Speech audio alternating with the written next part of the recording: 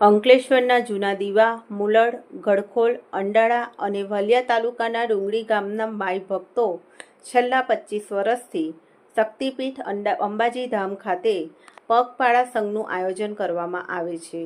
દર વર્ષે પગપાળા સંઘમાં માઈ ભક્તોની સંખ્યામાં વધારો થઈ રહ્યો છે।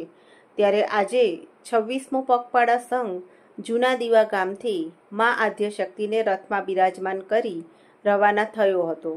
બોલ મારી અંબે, જય જય અંબેના જય ઘોષ સાથે નીકળેલો સંઘ ગડખોલ બાદ અંડાળા ગામ ખાતે પહોંચ્યો હતો, જેમાં બંને ગામના માઈ ભક્તો જોડાયા હતા।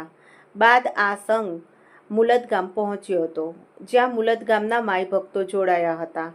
ટૂંકા વિરામ બાદ ગ્રામજનોએ મા આદ્યશક્તિની આરતી ઉતારી હતી।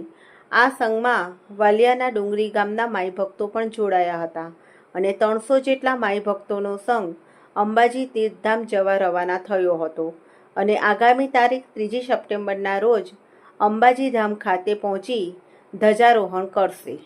જગદીશભાઈ કેશુભાઈ પટેલ જૂના દીવાનો રહેવાસી અને છેલ્લા 26 વર્ષથી અંબાજીની અસીમ કૃપાથી જૂના દીવાથી પગપાળા સંઘ લઈ અંબાજી જાઉં છું।